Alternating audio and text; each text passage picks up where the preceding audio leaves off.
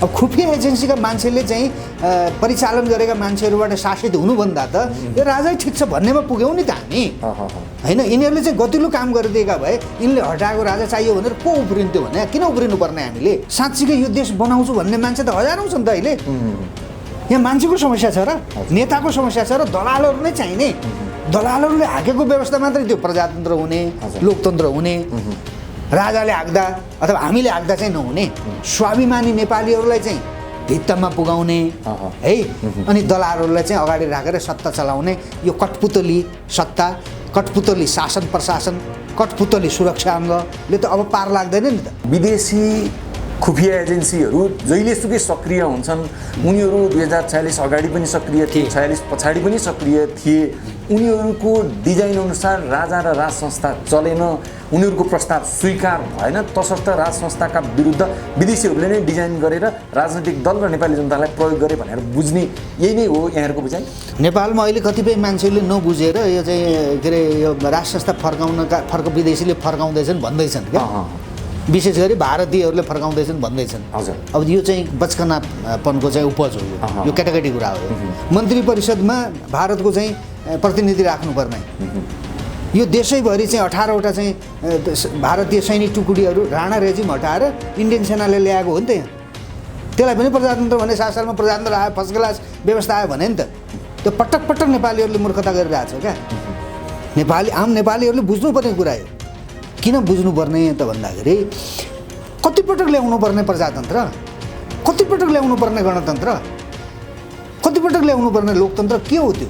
संसद भङ्ग गरेको, लुटेर बर्बाद बनाएको, प्रतियुद्धमा चाहिँ देशलाई होम्ने चाहिँ बदमास नेताहरूलाई ल गरिखाऊ भनेर यही राजाले चाहिँ यिनलाई चाहिँ छोडिदिए, संसद पुनर्स्थापना गरेर गरिखाऊ भनेर छोडिदिए होइन। यिनीहरूले चाहिँ मिलेर राज संस्थालाई हटाए। किन त भन्दा राज संस्था भएसम्म विदेशीहरूले खेल्न पाउँदैन थिए, यो देश कमजोर बनाउने उनीहरूसँग त्यो तागत थिएन, राज संस्थाले त्यो गर्न दिँदैन थियो, त्यो कारणले यिनीहरूले हटाएको भन्ने कुरा त पुष्टि भयो त। विदेशी हस्तक्षेप नेपालको राज्य सत्तामा नाङ्गो भइसकेको अवस्थामा त्यो हस्तक्षेपलाई कमजोर बनाएर त्यसलाई परास्त गरेर राज संस्था फर्काउँछु भनेर भन्नु त एक किसिमको फलामको चिउरा चपाए जस्तै अथवा दिवा स्वप्न देखे जस्तै भनेर टिका टिप्पणी भइराखेको छ। कसरी यो सम्भव छ? विदेशीहरूले के गर्छन्, यिनीहरूसँग सकिन्छ कि सकिँदैन होइन, त्यो महत्त्वपूर्ण कुरा होइन। हाम्रा लागि समस्या विदेशीका हाम्रै छेउछाउका दाजुभाइहरू दलालहरू जो बनेका छन्, पार्टी खडा गरेर नेता तथाकथित नेताको आवरणमा जो दलाल बनिरहेका छन् तिनीहरूमाथि हो हामीले हमला गर्ने भने। विदेशीहरूको दबाब, प्रभाव र विदेशीका कठपुतलीहरूलाई परास्त गर्नको लागि राष्ट्रिय शक्ति नेपालले के गर्दैछ? तपाईँहरूको रणनीति के हो? सत्ता र शक्तिको चरम दुरुपयोग गर्ने, निश्चित व्यक्तिहरूले मात्रै भोग चलन गर्ने, जनतालाई गुमराहमा राख्ने, जनतालाई अलिकति पनि लोकतन्त्र गणतन्त्रको प्रजातन्त्रको महसुस हुन नदिने। हिजो राज संस्था हुँदा पनि ठ्याक्कै त्यही भएको थियो, अहिले यिनीहरू नयाँ राजा बने भनेर विश्लेषण गर्छन् नि। त्यो त यथार्थ त्यही हो नि। तपाईँहरूले गर्ने जुन आन्दोलन छ त्यो आन्दोलन के सत्याग्रहको रूपमा निरन्तर जान्छ अथवा एउटा मौसमी आन्दोलनको रूपमा अगाडि बढ्छ? हामी आम नेपालीहरूलाई अपिल गर्छौँ भने नि मकै भटमास भुटेर खाएर पनि आन्दोलनमा लाग्नु पर्यो। हाम्रा पछाडि मात्र आऊ हामीले भन्दैनौँ, कहाँबाट हुन्छ आन्दोलित हो, गाउँ गाउँमा आन्दोलित हो।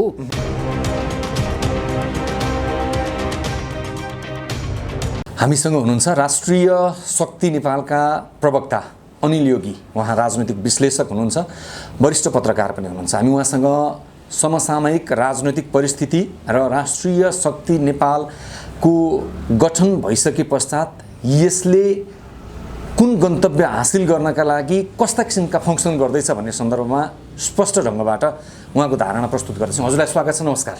नमस्कार, धन्यवाद तपाईँलाई। हजुर, राष्ट्रिय शक्ति नेपालमा एउटा त्यस्तो शक्तिको आवश्यकता छ जसले आम नेपाली नागरिकको भावनाको प्रतिनिधित्व गर्न सकोस्, नेपाली जनताले खोजे जस्तो सुशासनयुक्त समाज, सुशासनयुक्त राष्ट्र निर्माण गर्न सकोस् भन्ने अभिलाषा जनताले बोकेका छन्। यो अभिलाषा पुरा गर्ने भन्दै विभिन्न किसिमका सङ्घ सङ्गठन अभियान राजनैतिक दलहरू आए, तर कसैले पनि त्यसलाई सम्बोधन गर्न सकेनन्। अब तपाईँहरूले यसलाई सम्बोधन गर्छौँ भनेर आफ्नो अवधारणामा सार्वजनिक गर्नुभएको छ, तपाईँहरूलाई पत्याउनु पर्ने, जनताले विश्वास गर्नुपर्ने आधारहरू के हुन् त? धन्यवाद तपाईँले। प्रश्न चाहिँ अत्यन्तै गम्भीर प्रश्न हो यो, उठाउनै पर्ने प्रश्न हो। हामी यसलाई के भनिराखेका छौँ भने अभियानहरू अथवा देशको चिन्ता गर्ने व्यक्तित्व सङ्घ संस्थाहरू धेरै आए, तर कसैले पनि जनतालाई एकीकृत बनाएर एउटा धारमा, एउटा बाटोमा चाहिँ मूल बाटो यो हो है भनेर त्यसले देखाउन सकेन। ती आफैमा रुमलिए। त्यसमा यदाकदा हामी पनि रुमलिएको जस्तो देखियो। त्यसो भएको हुनाले हामीले के स्पष्ट चाहिँ भन्यौँ भने अहिले चाहिँ के भन्दैछौँ भने हामी राष्ट्रिय शक्तिको नामबाट धेरै कुराहरू चाहिँ देशका विरुद्ध भए, चाहे धर्मको कुरामा भन्नुहोस्, चाहे राष्ट्रियताको सवालमा भन्नुहोस्, चाहे हाम्रा सामाजिक एकताका सवालमा भन्नुहोस्, चाहे जातिका बिचको सामाजिक सद्भावका विषयमा भन्नुहोस्, हरेक कुरामा जो कुरा एउटा सबल राष्ट्रको हित विपरीत हुने कुराहरू हुन् ती कुरा त सहज ढङ्गले गरे नेपालका नेताहरूले, पार्टीहरूले त्यो गरे। त त्यसको यो काम गल्ती भयो भनेर जसले भनिरहेका छौँ हामीले, त हामीलाई एक ठाउँमा बस्नलाई केले रोक्यो त भन्दाखेरि अब केही न केही मुद्दा, अहिले यो मुद्दा उठाउने, अहिले यो मुद्दा नउठाउने भने कस्तो भने मुद्दाले रोक्यो कि स्वार्थले रोक्यो? स्वार्थ पनि एउटा कारण, अर्को मुद्दा पनि। जस्तो कस्तो भने मोही माग्ने ढुङ्ग्रो लुगाउने भन्छ नि, मोही चाहिँ माग्ने, माग्न जाने, तर ढुङ्ग्रो चाहिँ लुगाउने क्या। त्यो खालको चरित्र चाहिँ केही सामाजिक अभियन्ता र अभियान सञ्चालन गर्ने साथीहरूमा त्यो देखिन्छ। अब त्यो भलै उहाँहरूलाई त्यो ठिक लागेको होला होइन, तर त्यसमा मेरो कुनै आपत्तिजनक कमेन्ट होइन। मैले भन्न खोजेको चाहिँ के भने राष्ट्रिय शक्ति अभियानले भन्न खोजेको चाहिँ के भने यो देशमा राज संस्थालाई योजनाबद्ध ढङ्गले 46 पछि हामीलाई यही व्यवस्थामा आउनु थियो भने 6 वर्षपछि माओवादीलाई का हातमा बन्दुक किन थमाएको? प्रजातन्त्रका विरुद्ध बन्दुक उठाएको हो नि माओवादीले, प्रजातन्त्रका विरुद्ध बन्दुक उठाएको हो होइन। त त्यो समूह अहिले कहाँ छ? अत्तुपत्तो छैन होइन।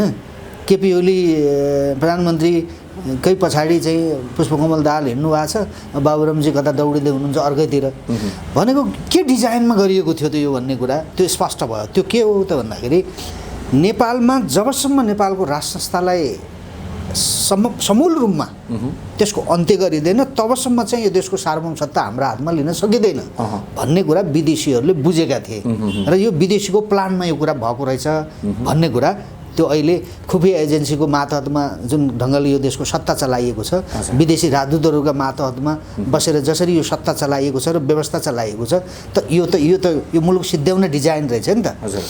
त्यसो भएको हुनाले हामीले चाहिँ के भन्यौँ भने राज संस्थालाई पुनर्स्थापना गरौँ र यो सङ्घीयता चाहिँ यो राज्य विघटन गर्नका निमित्त ल्याएको हो र यो आर्थिक हिसाबले पनि यो राष्ट्रले धान्न सक्दैन। नेपाली जनताले महँगो भयो होइन, एउटै चाहिँ राजा पाल्नुपर्ने थिति र विधिलाई यो महँगो भयो भन्ने दलका नेताहरूले आफै राजा भएर खाए, आफ्ना कार्यकर्ताहरूलाई समेत चाहिँ राजा बनाए उनीहरूले।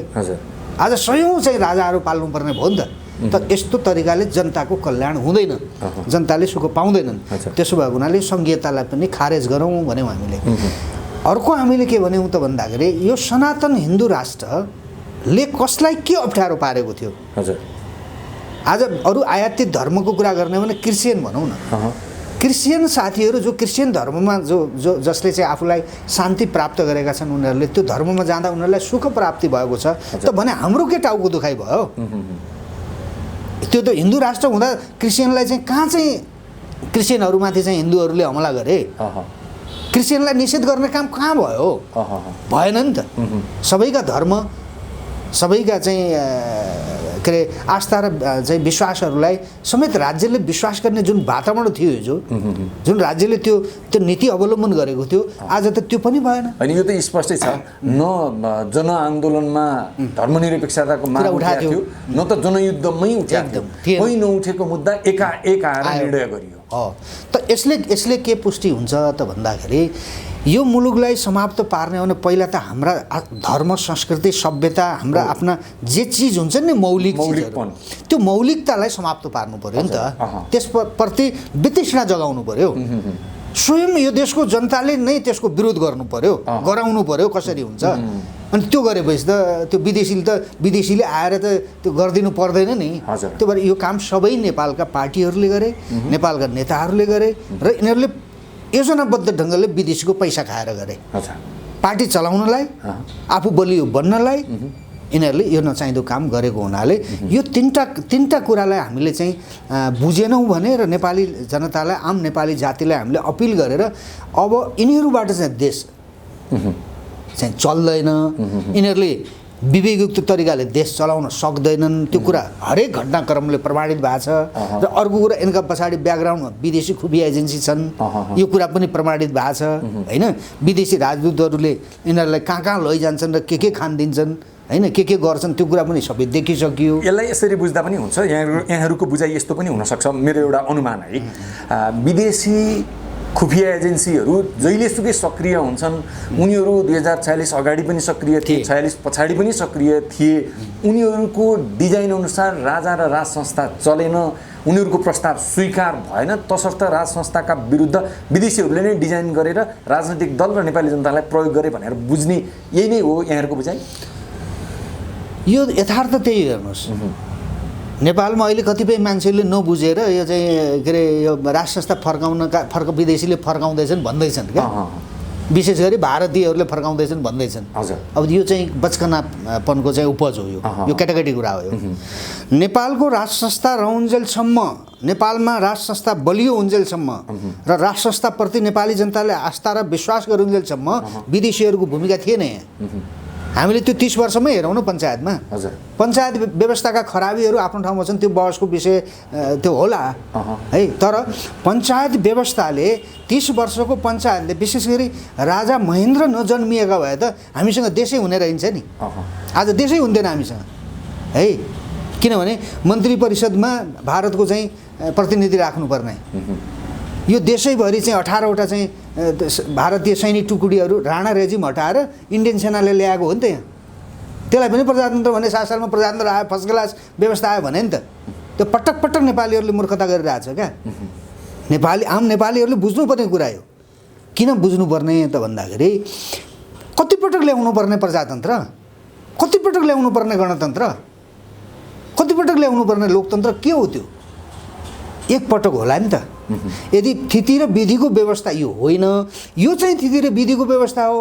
भनेपछि त 7 सालपछि थिति र विधिको व्यवस्था चलाउनु पर्ने नि त यिनीहरूले पार्टीहरूले चलाए त चलाएनन् त यिनले गरेको बदमासीका कारण राजा महेन्द्रको चाहिँ उदय भयो उहाँको जन्म भयो त उहाँले त त्यो सबै कुरा राष्ट्रियतालाई बलियो बनाउनु भयो विकासका पूर्वाधारहरू तयार गर्नुभयो मुलुकलाई औद्योगिकरणतर्फ चाहिँ उन्मुख गराउनु भयो कल कारखानाहरू खोल्नु भयो यिनले बेचेर खाए त्यो सबै हैन त राज संस्था भएसम्म चाहिँ यो देश चाहिँ कमजोर बनाउन सकिँदैन भन्ने विदेशीहरूको डिजाइनका आधारमा राज संस्था हटाएको हो नि त यिनीहरूले सम्झौता चाहिँ राज संस्थासँग गरेको टिका चाहिँ यिनीहरूलाई त्यही राजाले लगाइदिएर त्यही चाहिँ ज्यानमारा पार्टी चलाउने माओवादीका 85वटा 83वटा सिट चाहिँ माओवादीलाई समेत दिएको हैन संसद भङ्ग गरेको लुटेर बर्बाद बनाएको प्रतियुद्धमा चाहिँ देशलाई होम्ने चाहिँ यी बदमास नेताहरूलाई ल गरिखाऊ भनेर यही राजाले चाहिँ यिनलाई चाहिँ छोडिदिए संसद पुनर्स्थापना गरेर गरिखाऊ भनेर छोडिदिए हैन यिनीहरूले चाहिँ मिलेर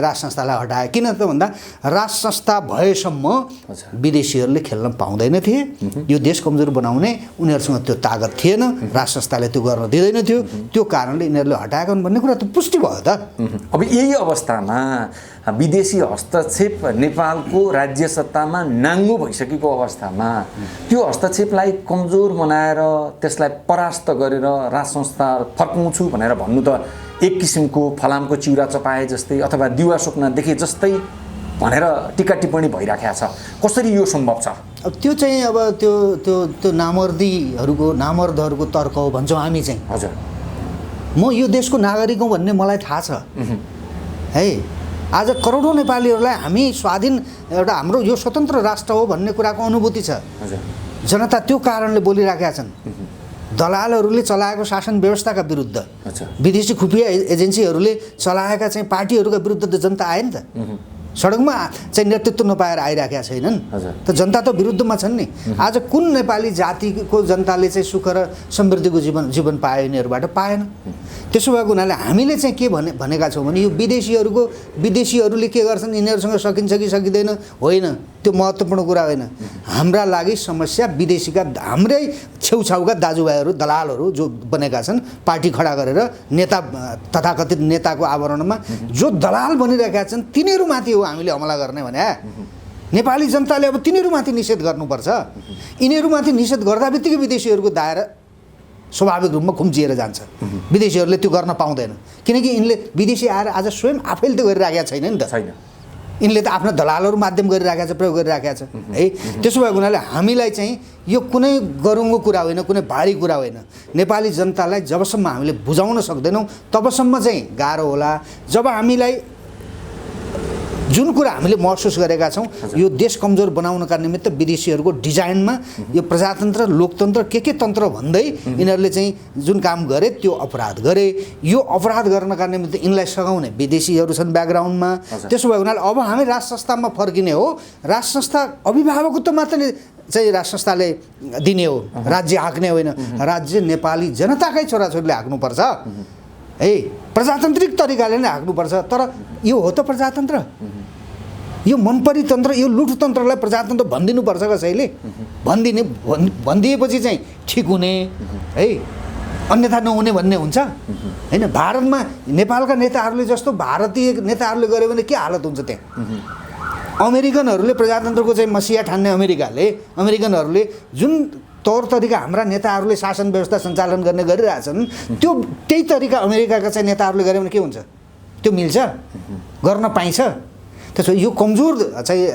राष्ट्र ठानेर आफ्ना दलालहरू माध्यम विदेशीहरूले जसरी खेलेका छन् यसमाथि हामी जनताको जागरुकताका माध्यमद्वारा हामी निषेध गर्छौँ विदेशीहरूलाई सम्मानजनक ढङ्गले बस्नुहोस् दूतावास छन् आफ्नो ठाउँमा बस्नुहोस् न भारतमा गएर हाम्रो राजदूतले चाहिँ त्यहाँ भाँडभैलो गर्न सक्छ त्यहाँको प्रधानमन्त्रीलाई त्यहाँका मन्त्रीहरूलाई जति बेला पाए त्यति बेला चाहिँ नाङ्गो खाली घोडा चाहिँ हिँड्दै चाहिँ भेट्न पाउँछ चप्पल लगाएर किन हेपेको यसरी त जनता भनेको शक्तिशाली हुन्छ है सबभन्दा शक्तिशाली राष्ट्र हिजो कुनै जमानामा त बेलायत थियो नि त ब्रिटिसहरू थियो नि विश्व साम्राज्य थियो नि उनीहरूको आज खुम्चिएर बस्नु पर्यो नि त्यसो भएको हुनाले यो कुनै शक्तिको कसैले धाक धम्की र आफ्ना चाहिँ खुफिया एजेन्सीका माध्यमद्वारा यो देश कमजोर बनाउनका निमित्त जे रणनीतिहरू जे नीतिहरू जुन चाहिँ यो देशभित्रका चाहिँ आफ्ना अनुकूलका चाहिँ दलालहरूलाई विदेशीहरूले प्रयोग गरे अब यो खेल समाप्त भयो यो खेल समाप्त गर्नुपर्छ र नेपाली जनताका तागतमा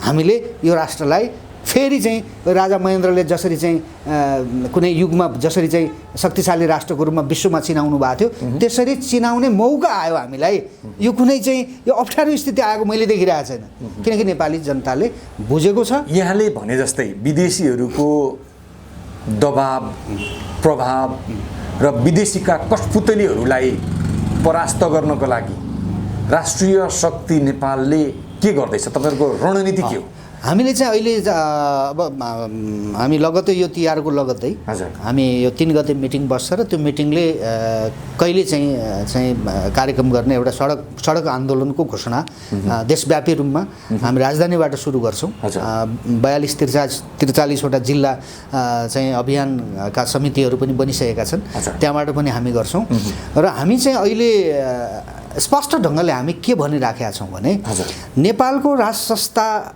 भनेको यो नेपाली सेनाको जन्मदाता संस्था हो है विदेशीका दलालहरूलाई बोकेर हिँड्ने संस्था होइन त्यो है प्रजातन्त्रका प्रति चाहिँ प्रतिबद्ध हुनुपर्छ जनताका विचार जनताका स्वतन्त्रता जनताका आधारभूत आवश्यकता मौलिक हकलाई सुरक्षा गर्ने कुरामा सेना जिम्मेवार बन्नुपर्छ तर विदेशीका दलाललाई बोकेर राज संस्थालाई छोड्न मिल्दैन उसले छोड्यो है प्रश्न उठिराखेको छ त्यसो भएको हुनाले हामी के भनिराखेका छौँ भने जनतासँग हिँड्ने कि नहिँड्ने जनतालाई साथ दिने कि नदिने जनताले राज संस्था बेगर यो मुलुकको चाहिँ कल्पना गर्न चाहिँ छाडेका छन् त्यो सङ्ख्या दिन प्रतिदिन बढिराखेको छ।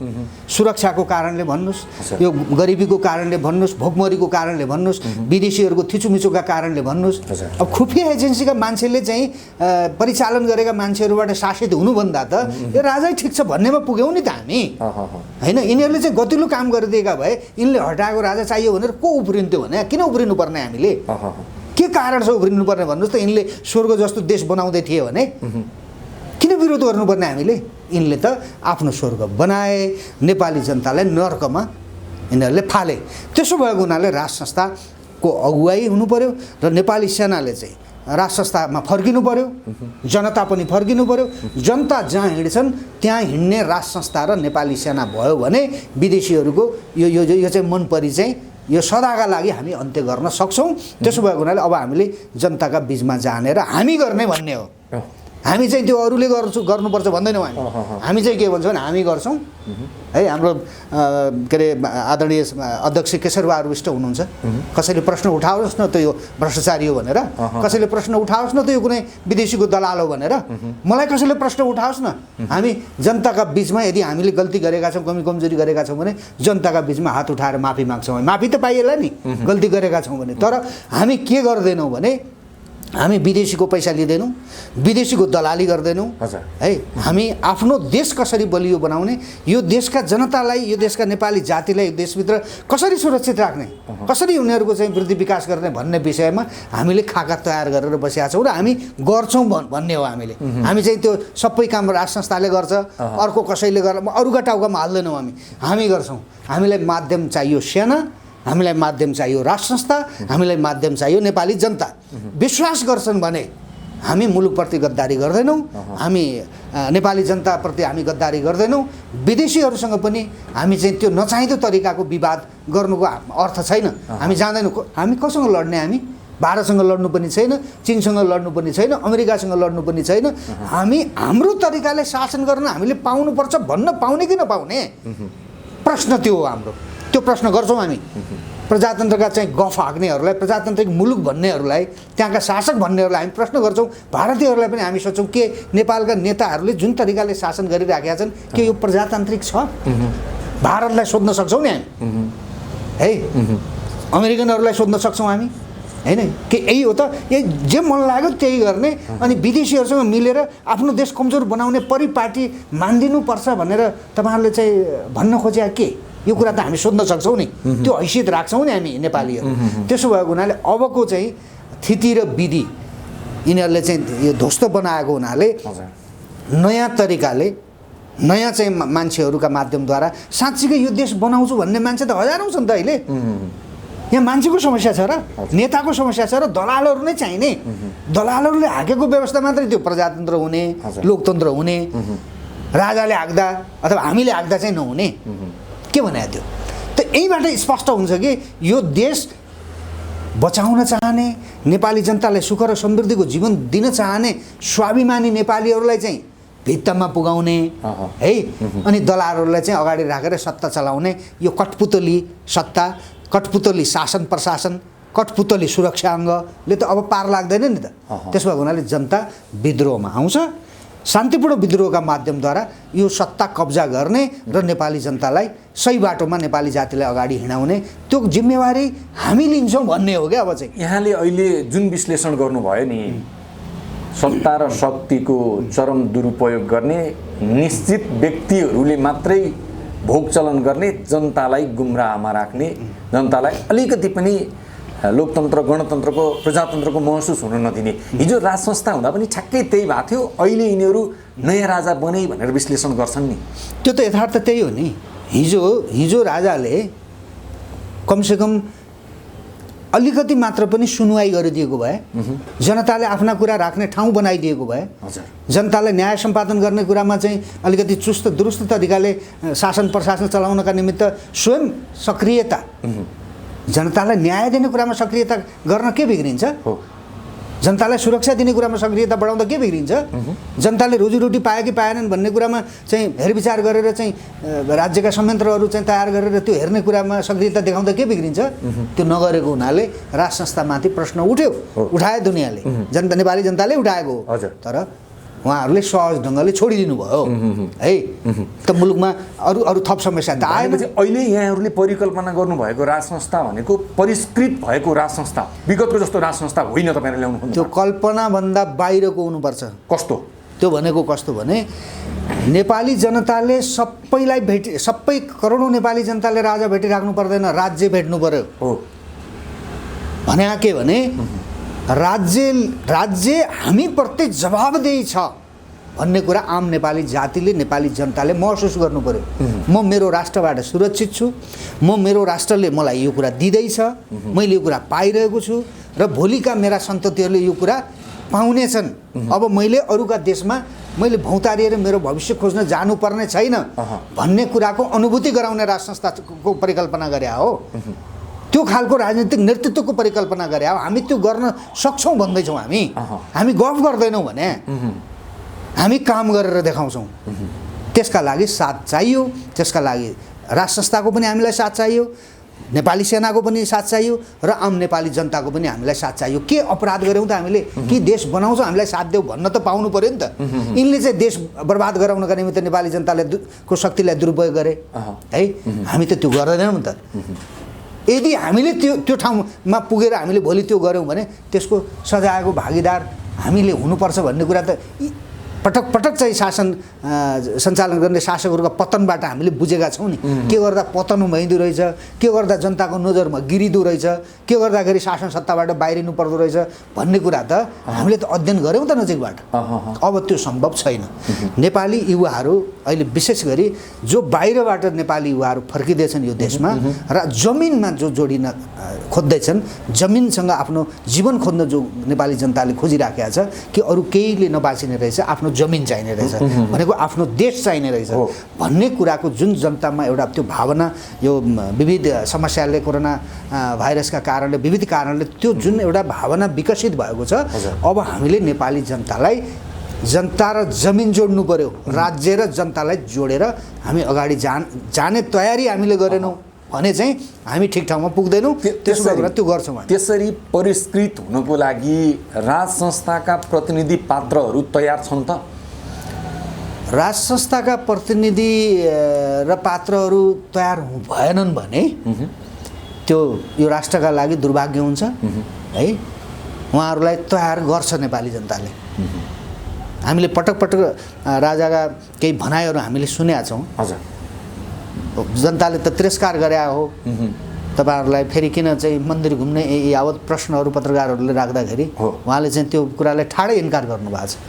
हामीलाई त त्यो तपाईँको प्रश्न हो, मेरो प्रश्न होइन, यो हाम्रो प्रश्न होइन, यो तपाईँको प्रश्न हो, यो जनताको होइन भन्नुभएको छ। हामीलाई त जनताले सँगै हिँडौँ, सँगै बसौँ, सँगै खाउँ भने जस्तो पो लागेको छ भनेर राजाले चाहिँ आफ्नो अभिव्यक्ति त्यसरी चाहिँ दिनुभएको थियो। त्यसो भए जनतासँग हिँड्नु पर्यो। जनतासँग हिँडेपछि त्यही हो शक्तिशाली, त्यसैले गर्छ सबै काम अब है। त्यसो भएको हुनाले राजाले जनतासँग अगालमार हिँड्नु पर्दैन। राजासँग हिँड्ने के अरे जनतासँग हिँड्ने संरचना राज्यले बनाउनु पर्यो। त्यो शाहवंशले र राज संस्थाले त्यो संरचना बनाइदियो भने राजा भेटिराख्दैन, मान्छेले भेट्नु पनि पर्दैन। किन भेट्नु पर्यो? भेट्दैन, आफ्नो काम हुन्छ, जनता सुरक्षित ठान्छ, मुलुकको सार्वभौमसत्ता, भौगोलिक अखण्डता र नेपाली जातिका बिचको एकता बलियो हुन्छ, कसैमाथि पनि थिचोमिचो र अन्याय हुँदैन। यो राष्ट्र, यो राज्य, यो व्यवस्था, यो सरकार, यो मुठ्ठीभर मान्छेहरूको मस्ती गर्ने सत्ता र व्यवस्था र यो राज्य होइन, आम नेपालीको राज्य हो भन्ने कुराको अनुभूति देखाउने गरी आउनु पर्यो नि। अब राज संस्थाले पनि आफूलाई त्यसरी तयार गर्नु पर्यो र हामीले पनि त्यसरी तयार गर्नु पर्यो देशका लागि केही गर्छौँ भन्नेहरूले। अब यो यस्तै लल्लुपन्चु कुरा चलिहाल्छ नि, भइहाल्छ नि भन्ने ढङ्गले काम गर्न थालियो र कठोरतापूर्वक चाहिँ यो अपराधिक तत्त्वहरूमाथि हमला गर्ने, अन्यायमाथि चाहिँ हमला गर्ने, भ्रष्टाचारीहरूमाथि हमला गर्ने, त्यो सम्पत्ति खोसेर राज्यको ढुकुटीमा जम्मा गरेर जनताको उत्थानका निमित्त चाहिँ खर्च गर्ने, त्यो हिम्मत गरेन भने त अब त हल्का फुल्का तरिकाले कोही आयो भने त्यसको त मृत्यु हुन्छ, त्यहाँ त्यो बाँच्दैन। त्यसो भएको हुनाले अब बलियो मान्छे आउँछ, त्यो बलियो मान्छेभित्र हामी पर्छौँ, हामी भन्दैछौँ सकभर हामी पर्छौँ, नभए जनताको बिचबाट कसैलाई हामीले ल्याउँछौँ, नेपाली जनताले ल्याउँछ र यो देश बाँच्छ र बचाउनुपर्छ। यहाँले भन्नुभयो अबको स्थिति भनेको गर या मरको स्थिति हो, यहाँबाट ब्याक हुने अवस्थै छैन, त्यो सम्भावनै छैन। हामीले भने राष्ट्रिय शक्ति त्यसको लागि हजुरले नेपाली सेनाको सहयोगको अपेक्षा गर्नुभएको छ, नेपाली जनताको अपेक्षा गर्नुभएको छ र राज संस्थाबाट सहयोगको अपेक्षा गर्नुभएको छ। यदि यहाँले अपेक्षा गरे अनुसारको सहयोग पाउनु भएन, पाइएन कारणवश भने के हुन्छ? होइन, त्यो हामीले परिकल्पना गरेका विषय होइन नि। सेनाको राष्ट्रप्रतिको दायित्व छ। शाहवंशलाई बाहिर पारे पनि उहाँको शाहवंशको राज संस्थाको यो मुलुकप्रतिको दायित्व छ है, त्यो उहाँहरूलाई हामीले सम्झाइराख्नु पर्दैन। उहाँहरूले त्यो चाहिँ नेपाली जनतासँग हिँड्न चाहनु भएन भने त्यो दुःख उहाँहरूकै हो, हाम्रो दुःख होइन। त सबैभन्दा ठुलो कुरा के हो भने जनता शक्तिशाली हुन्छ, नेपाली जनता शक्तिशाली छ। हामी जनतासँग हामी विश्वास गर्छौँ। हामीले सहयोगको लागि राष्ट्रप्रति जवाबदेही हुनुपर्ने संस्थाहरू सहयोगी बन्दिउन् भन्ने हाम्रो कामना हो होइन। तर उहाँहरूले त्यो गर्ने नगर्ने त्यो उहाँहरूको प्रश्न हो, यसमा हामीले प्रश्न उठाउन आवश्यक छैन। तर हामी नेपाली जनतालाई चाहिँ शक्तिशाली बनाउँछौँ।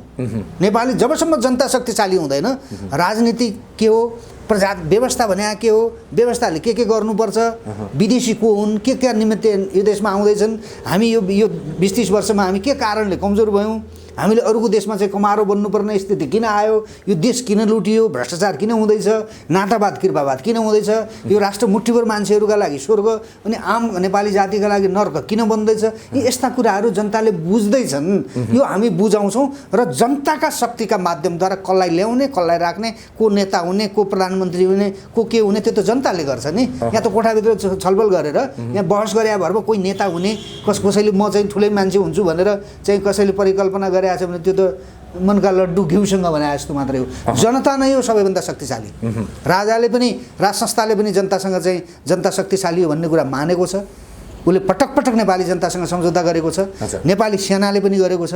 त्यसो भएको हुनाले राज संस्था, नेपाली जनता र नेपाली सेना एक ठाउँमा ल्याउनका निमित्त राष्ट्रिय शक्ति अभियानले यो जोड्ने काम गर्छौँ। हामी जोड्ने काम गर्छौँ, नेपाली जनतालाई राज संस्थासँग जोड्ने, नेपाली सेनालाई जनता अनुकूल बनाउने र विदेशीहरूबाट मुक्त नेपालको परिकल्पना गरेर हामी जनताका बिचमा आउँछौँ। र त्यो काम गर्नका निमित्त हाम्रो चाहिँ के भूमिका हुन्छ, त्यो भूमिका निर्वाह गर्नका निमित्त जस्तोसुकै जिम्मेवारी लिनु पर्यो भने पनि त्यो जिम्मेवारी हामी लिन्छौँ भनेर पब्लिकली अब त्यो कुरा हामी जनताका बिचमा भन्छौँ। राष्ट्रिय शक्ति नेपालमा जो व्यक्तिहरू हुनुहुन्छ, तपाईहरू पनि त टेस्टेड मानिस हो नि, तपाईहरूलाई विश्वास गर्नुपर्ने, तपाईँहरूबाट चाहिँ हुन्छ है अरू कोहीबाट नभएको कुरा भनेर जनताले पत्याउने आधार के हो त? होइन, अब टेस्टेड भन्नाले अब हाम्रो अध्यक्षजी अब केशरबहादुर विष्ट अब राज्यको महत्त्वपूर्ण एउटा निकायमा बसेर आएको व्यक्तित्व भएको हुनाले उहाँलाई तपाईँको प्रश्न इङ्गित होला। अब म राज्यको कुनै जिम्मेवार ठाउँमा अहिलेसम्म बसेको छैन, त्यसो भएको हुनाले म त्यो टेस्टेडभित्र म पर्दिनँ। धेरै साथीहरू त्यस्तो पर्दैन। उहाँले पनि अब एक्लै गर्नुपर्ने कुरा केशरबहादुरले त केही पनि थिएन नि त होइन। एउटा कसैको मातहतमा रहेर मन्त्री हुनुभयो उहाँ होइन। अब उहाँ शिक्षा मन्त्री हुँदाखेरि उहाँले गरेका धेरै चाहिँ असल कामहरू स्वयं उहाँले भनेका धेरै अन्तर्वार्ताहरू सुन्न पाइन्छ अहिले होइन। त्यसो भए हुनाले उहाँ चाहिँ मान्छे मध्येको असल मान्छे हो भन्ने हामीलाई लाग्छ है। मान्छे मध्येको राजनीतिमा देखिएका मान्छे मध्येको असल मान्छे हो, किनकि दोक्ला कुरा गर्नुहुन्न उहाँले। जे देख्यो त्यो बोल्नुहुन्छ। उहाँले राष्ट्रघात गर्नुभएको छैन होइन, नचाहिँदा सन्धि सम्झौता गर्नुभएको छैन, जनताका चाहिँ भावनामाथि उहाँले खेलवाड गर्नुभएको छैन होइन। यदि कसैले गर्यो भने त्यहाँ उहाँले विद्रोह गर्नुभएको छ। त्यसो भने अहिले यो पार्टी होइन, यो चाहिँ एउटा अभियान भएको हुनाले हामीले उहाँलाई एउटा अभियानको नेतृत्व गरिदिन अनुरोध गरेको हुनाले उहाँले लिएको हो। भोलि उहाँले युवाहरूलाई छोड्नुहुन्छ है, आउनु पऱ्यो नि होइन। भोलि यो युवाहरू आउनु पऱ्यो, टेस्टेड नभएका युवाहरू आउन त आउनुहोस् न, अपिल गर्छौँ हामी। उहाँहरूले गर्नुहुन्छ, केशरबहादुरले म गर्छु कहाँ भन्नुभएको छ र उहाँले त देश अप्ठ्यारोमा पऱ्यो होइन। यो चाहिँ किनारामा बसेर मैले देश सिद्धिने बेलामा म साँची बस्नु हुँदैन, मैले केही पर्छ भनेर उहाँले त्यो भावना राखेर यो मुभमेन्टमा आउनु, यो अभियानमा आउनु त उहाँको गल्ती होइन नि त। उहाँले यो मुभमेन्टबाटै सबै थोक पाउने हो र, उहाँ प्रधानमन्त्री भइहाल्ने हो र भोलि, होइन नि त। तर देशका लागि केही गर्नका निमित्त उहाँले जुन यो अभियानको नेतृत्व गर्नुभएको छ र जुन लागि पर्नु भएको छ त्यसमा म हृदयदेखि स्यालुट गर्छु। किनकि त्यस्तो जिउँदो नेतै देखिएन क्या यहाँ।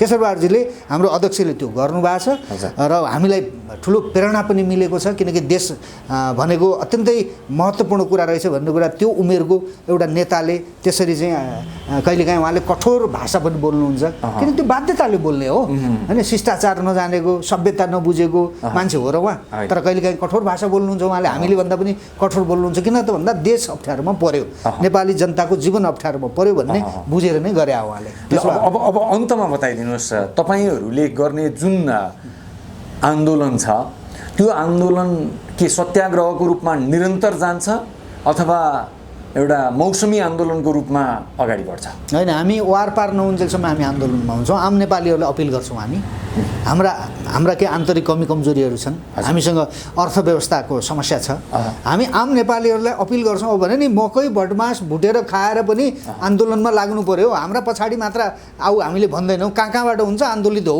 गाउँ गाउँमा आन्दोलित हौ बाटोमा निस्कियो अप्ठ्यारो पर्यो मर्ने भयौँ हामी देश मर्ने भयो हामीले भन्ने त्यही हो यो निरन्तर हामी सत्याग्रहमा जान्छौँ हामी त्यो मौसमी आन्दोलन एकचोटि आन्दोलन गर्ने अनि फेरि थपक्क बस्ने त्यस्तो होइन निरन्तर हामी आन्दोलनमा जान्छौँ हामी देशव्यापी रूपमा हामी 75 जिल्लामा अहिले 77 कति बनाए यिनीहरूले त्यो सबै ठाउँमा हाम्रा संरचनाहरू बन्दैछन् हामी त्यहाँ पनि जान्छौँ र विशेष गरी हामी आम नेपालीहरूलाई एकपटक राजधानीवासीलाई हामी अपिल गर्छौँ है र आम नेपालीहरूलाई राजधानीबाटै आन्दोलित हुनुका निमित्त अपिल गर्छौँ र देश के कारणले अप्ठ्यारोमा पर्यो र अब के गर्दाखेरि बाँच्छ यो कुरा हामी स्पष्ट ढङ्गले भन्छौँ र यसको वारपार नहुन्जेलसम्म देशभक्तहरूका हातमा यो देशको शासन व्यवस्था चाहिँ विदेशीहरूले जसरी खोसेर लगेका छन् सार्वभौम सत्ता त्यो फिर्ता नल्याउन्जेलसम्म यो आन्दोलन चल्छ यहाँहरूले पनि यस्तै किसिमको आन्दोलन गर्ने राज संस्थावादी भनौँ राजावादी भनौँ अन्य विभिन्न सङ्घ सङ्गठन अभियानहरूले पनि त्यस्तै किसिमको आन्दोलन गर्ने तर तपाईँहरू सबैजना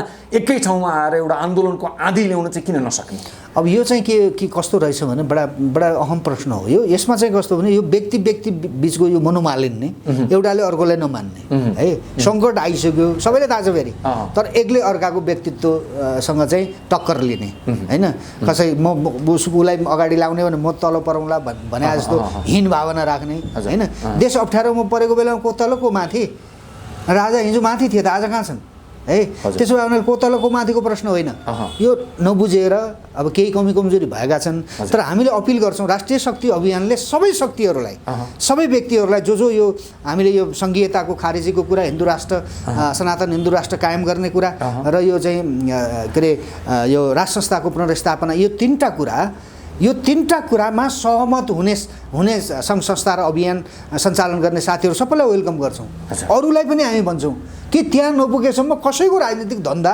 कसैको पनि राजनीतिक विचार यहाँ जीवित हुनेवाला छैन रहँदैन किनकि सम्पूर्ण रूपले विदेशीको कब्जामा जान्छ यो देश त्यसो भएको हुनाले हामी अपिल गर्छौँ र सबैलाई ल्याउने प्रयास गर्छौँ यो मनोमालिन्यले काम गरेको छ त्यो सम्भवतः साथीहरूले बिस्तारै बुझ्नु होला भनेपछि हजुरहरूको यो आन्दोलन भनेको विभिन्न नाममा विभिन्न अभियानका रूपमा छरपष्ट भएकाहरूलाई एकीकृत गर्ने पनि आन्दोलन हो यसको त्यो मुख्यतया त्यही नै हो आम जनतालाई अपिल गर्ने भनेको आम जनता त हरेकतिर छिरलिएर बसेका छन् नि हरेक अभियानका नाममा जनता सङ्गठित छन् नि हामीले स्पष्ट भन्छौँ अब यहाँ आउनुहोस् यहीँबाट अगाडि जाउँ नेताको हुने नेतृत्व कसले लिने के गर्ने भन्ने कुरा त्यो भोलि जनताले भन्छ त्यही भएर हामीले अभियान भनेको हो जनताले बनाउने हो नि नेता भने म नेता हुन्छु भनेर कोठाभित्र चाहिँ बसेर म नेता हुने एउटा अभियान चलाएको नाममा म नेता भइहाल्ने भन्ने कुरा त हुँदैन नि त जनताका बिचमा जाउँ लाखौँ जनताले यो नेता चाहिँ यसले चाहिँ गर्छ यसलाई चाहिँ मान्ने भनेर जनताले भन्यो भने त्यही होला नेता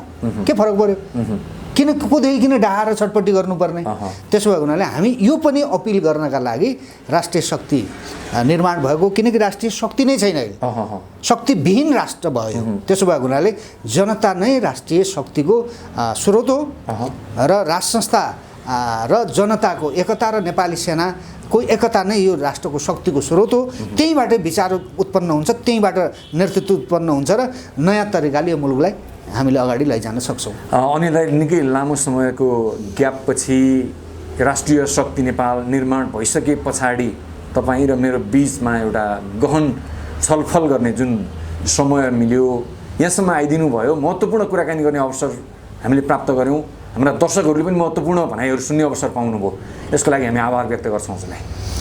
मलाई पनि लामो समयपछि यो पुकार अनलाइन टेलिभिजनले जुन मौका दिनुभयो, विशेष गरी प्रकाशजीले, तपाईँहरूलाई धेरै धेरै धन्यवाद छ। सबैको काम हो, सबैले लाग्नुपर्छ, राष्ट्र अप्ठ्यारोमा छ।